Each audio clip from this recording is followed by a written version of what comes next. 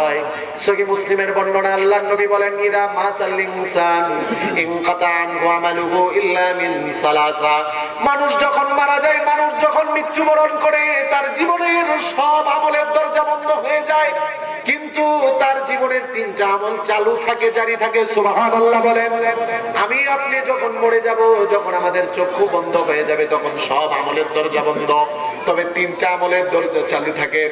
এক নাম্বার, নবীজি বলেন, ইল্লা মিন সাদাকাতিন জারিয়াতিন। যদি আল্লাহর কোন বান্দা সদকায়ে জারিয়া করে যায়, সদকায়ে জারিয়ার সওয়াব তার কবরের মধ্যে তার মৃত্যুর পরেও যায়। সুবহানাল্লাহ বলেন। নবীজি বলেন, আও ইলমিন ইনতাফাউ বিহি, অথবা তার ইলম যার দ্বারা সে উপকৃত হয়। তিন নাম্বার, নবীজি বলেন, আও ওয়ালাদিন সালিহিন ইয়াদউলা। এই যে মাদ্রাসা আছে, একটা সন্তান যদি মাদ্রাসায় দিয়ে যান, আর যদি একটা সন্তান মাদ্রাসায় পড়ে আলেম হয়, দিনদার হয়, যদি মুত্তাকি হয়, আপনার মৃত্যুর পরেও এই নেককার সন্তান আপনার জন্য দোয়া করবে। এই দোয়া মৃত্যুর পরে কবর পর্যন্ত যাবে। বলেন সুবহানাল্লাহ। এই জন্য বলবো, আমলের মধ্যে অন্যতম আমল হলো সদকায়ে জারিয়া। সদকায়ে জারিয়া, মসজিদ মাদ্রাসায় দান করা। মসজিদ মাদ্রাসায় দান করার দ্বারা আপনার সম্পদ কমবে না। আল্লাহর নবী ওনার সাহাবী হযরতে বেলাল, যিনি মদিনার জমিনের সবচেয়ে গরিব সাহাবী ছিলেন, মদিনার মধ্যে হযরতে বেলালের চেয়ে গরিব সাহাবী ছিলেন না। একটা মাত্র কাপড় ছিল লজ্জাস্থান ঢাকার জন্য। হযরতে বেলালকে পর্যন্ত আল্লাহর নবী বলেন, ইয়া বেলাল আনফিক ইয়া বেলাল ওয়ালা তাখশা মিন দিল আরশি কালালা। আল্লাহর নবী বেলালকে বলে, ও বেলাল, তুমি আল্লাহর রাস্তায় খরচ করো, আল্লাহর রাস্তায় খরচ করো, আল্লাহর রাস্তায় খরচ করো। আল্লাহর ধনভাণ্ডারের মধ্যে কোনো কমতি নেই, তুমি যত দিবে তোমার আল্লাহ তোমাকে তত দিবে। বলেন সুবহানাল্লাহ। এই কারণে মাল আল্লাহর রাস্তায় খরচ করার দ্বারা কমে না। আল্লাহর কোরআন প্রমাণ করে, মান জাবিল হাসানা, যেই ব্যক্তি একটা কল্যাণকর কাজ করবে, ফালাহু আশরু আমসালিহা, আল্লাহ তাকে দুনিয়াতে 10 গুণ দান করবে। সুবহানাল্লাহ বলেন।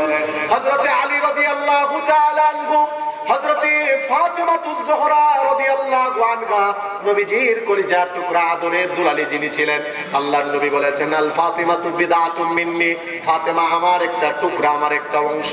যে আমার ফাতেমাকে কষ্ট দেয়, সে আমাকে কষ্ট দেয়। যে আমার ফাতেমার সাথে ভালো আচরণ করে, সে আমার সাথে আচরণ করে। নবীজির আদরের দুলালি হযরতে ফাতেমা অসুস্থ, অসুস্থ অবস্থায় স্বামী হযরতে আলীর কাছে আবেদন করলো, ও প্রাণের স্বামী, আমার একটা আনার খেতে মন চাই, একটা ফল খেতে মন চাই।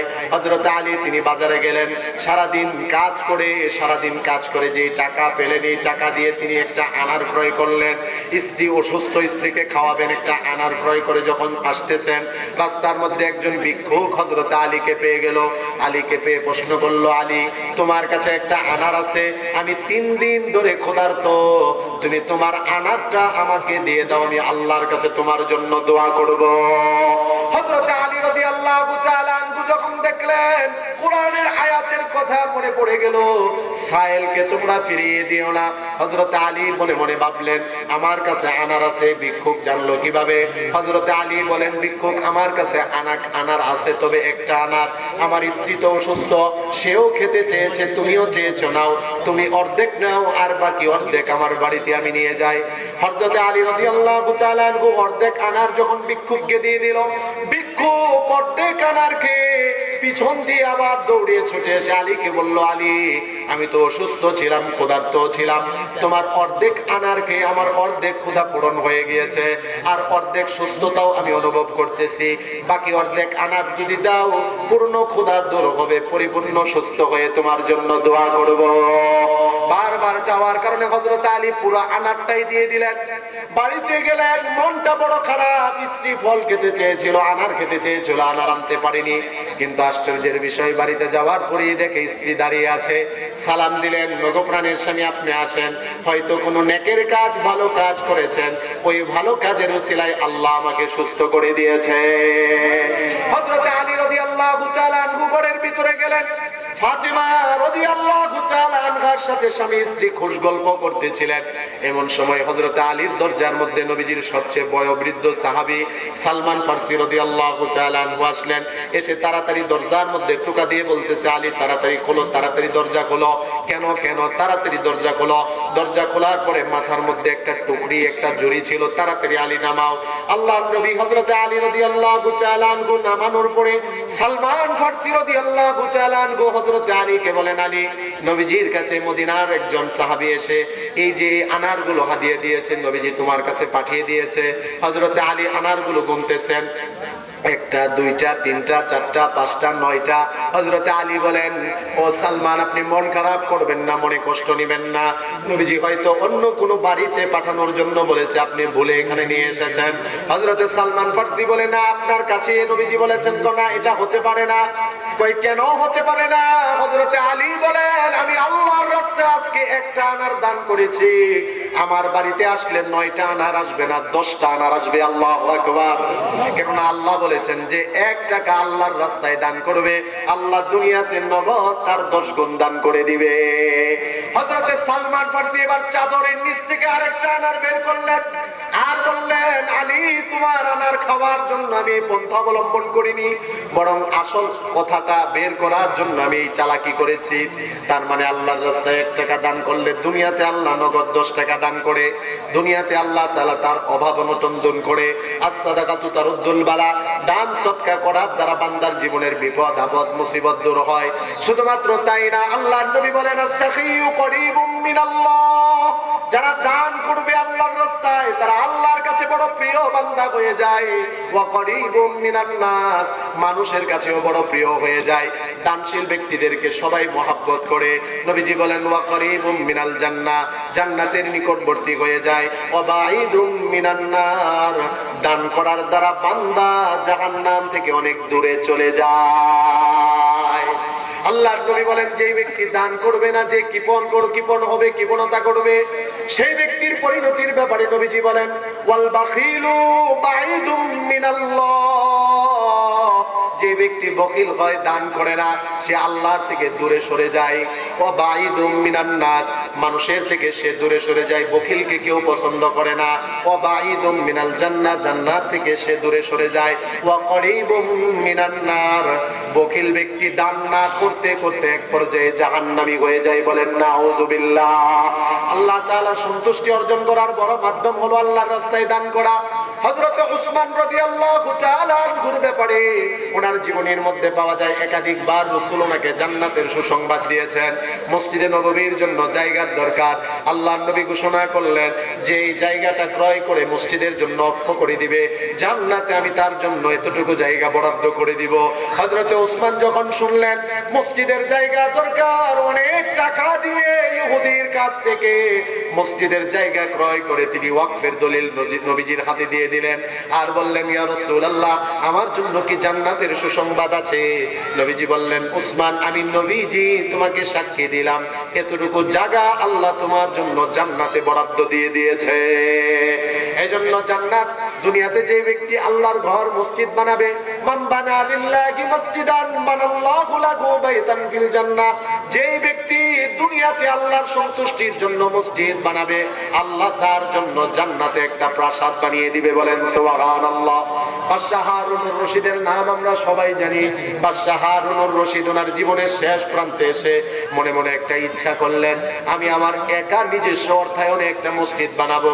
বাদশাহ হারুনুর রশিদ একা নিজস্ব অর্থায়নে মসজিদ বানাবে, এটা স্বাভাবিক, উনি বাদশাহ মানুষ, ওনার দ্বারা অসম্ভব কিছু না।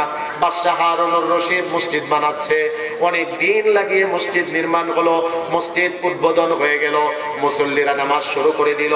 বাদশাহ হারুনুর রশিদ একদিন স্বপ্ন যুগে দেখলো আল্লাহর সন্তুষ্টির জন্য সে আল্লাহর জন্য মসজিদ বানিয়েছে, আল্লাহ তার জন্য জান্নাতে প্রাসাদ বানিয়েছে।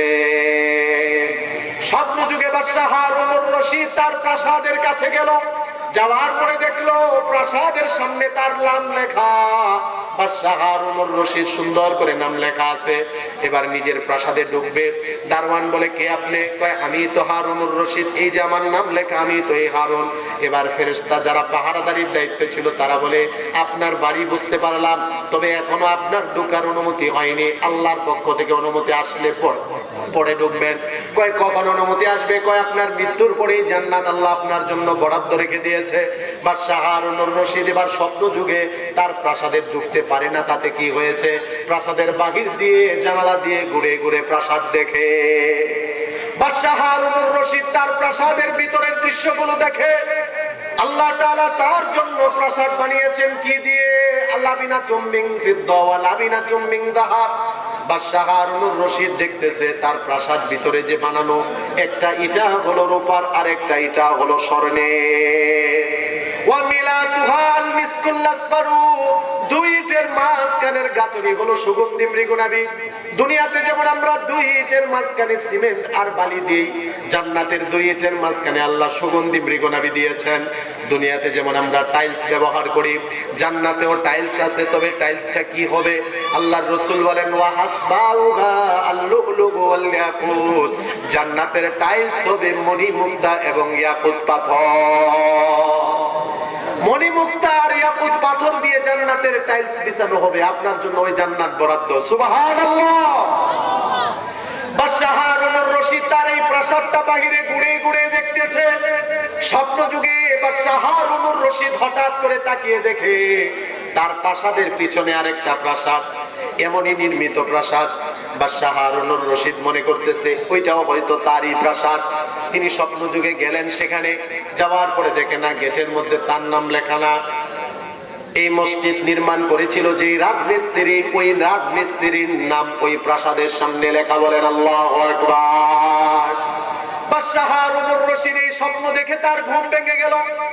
অস্থির আর চিন্তিত অবস্থায় তিনি সকাল কাটালেন। তাড়াতাড়ি ওই রাজমিস্ত্রিকে খবর দিলেন আর বললেন, এই সত্য করে বলবি, তুইও কি আমার মতো আল্লাহ সন্তুষ্টির জন্য মসজিদ বানিয়েছস? এবার ওই রাজমিস্ত্রি বলে, আমি গরিব মানুষ, দিনে উপার্জন করে দিনে খাই, আমার মতো গরিব মানুষ একাকী মসজিদ বানানো সম্ভব? আপনি বড় বাদশাহ, আপনার দ্বারা সম্ভব, আমার দ্বারা তো সম্ভব না। এবার বাদশাহ হারুনুর রশিদ বলে, তাহলে আমার প্রাসাদের মতো তোমার প্রাসাদ আমি স্বপ্ন যুগে দেখেছি। আল্লাহু আকবার। এটা কিভাবে সম্ভব হলো? তোমার জন্য বরাদ্দ হুবহু আমার প্রাসাদের মতো প্রাসাদ তুমি যদি মসজিদ না বানাও তাহলে কিভাবে হলো?